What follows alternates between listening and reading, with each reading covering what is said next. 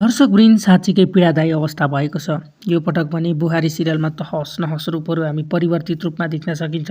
जसरी रामचन्द्रलाई दुःख दिइरहेका छन्, आगामी यात्राहरूमा यस्तो दुःख नहोस् भनेर धेरै दर्शकहरूले आश पनि गर्नुभएको छ। र यस्तो पीडालाई हेर्न नसकेर कतिपय दर्शकहरू भन्नुहुन्छ आगामी आउने एपिसोड र जुन एउटा महत्त्वपूर्ण सूचना पनि बाहिरिएको छ। हामीले OSRL डिजिटल युट्युब च्यानलबाट हेरिराख्दाखेरि एउटा महत्त्वपूर्ण सूचना के बाहिरिएको छ भन्दाखेरि दर्शकवृन्द अब आगामी आउने हप्तामा चाहिँ हामीले बुहारीको सिरियलको यो नयाँ एपिसोड चाहिँ हामीले शुक्रबार मात्र हेर्न पाउनेछौँ। यो शुक्रबार चाहिँ हामीले पर्खनै पर्ने हुन्छ र दर्शकवृन्दहरूलाई पुनः पनि जानकारी गराउन चाहन्छौँ कि रामचन्द्रले चाहिँ जुन अवस्था अहिले भोगिरहेका छन्, यो अवस्था चाहिँ पछिल्लो समय धेरै नै घृणीय अवस्था बनिरहेको छ। दर्शकवृन्द अब दुर्गा माता जस्ता मान्छेहरूले पनि यस्तो परिवर्तित रूपलाई चाहिँ तत्काल परिवर्तन गरियोस् भन्ने माग पनि गरिएको छ।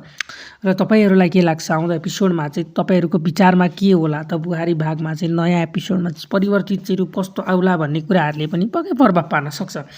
दर्शकवृन्दहरूलाई जानकारी पनि दिन चाहन्छौँ कि अब यो नेपालमा चलिरहेको कथा बुहारी अन्तर्गतको टप मोस्ट पपुलर सिरिज अन्तर्गत पर्दछ। रामचन्द्र जब दुःख पाइरहेका छन्, यस्तो जिउँदो लासको अवस्थामा बसेका छन् नि, यो सम्झिएर ल्याउँदाखेरि मन कटक्क हुन्छ। यो त तपाईँ हामीलाई थाहा नै छ।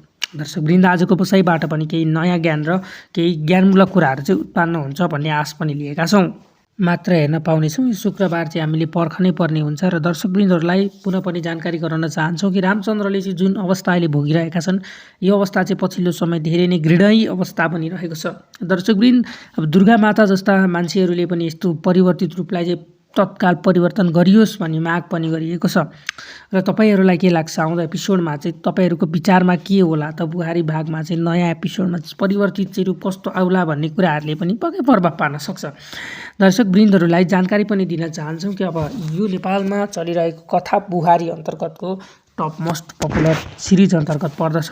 रामचन्द्र जब दुःख पाइरहेका छन्, यस्तो जिउँदो लासको अवस्थामा बसेका छन् नि, यो सम्झिएर ल्याउँदाखेरि मन कटक्क हुन्छ।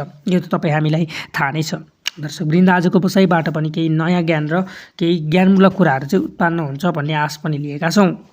मात्र हेर्न पाउनेछौँ। यो शुक्रबार चाहिँ हामीले पर्खनै पर्ने हुन्छ र दर्शकवृन्दहरूलाई पुनः पनि जानकारी गराउन चाहन्छौँ कि रामचन्द्रले चाहिँ जुन अवस्था अहिले भोगिरहेका छन्, यो अवस्था चाहिँ पछिल्लो समय धेरै नै घृणीय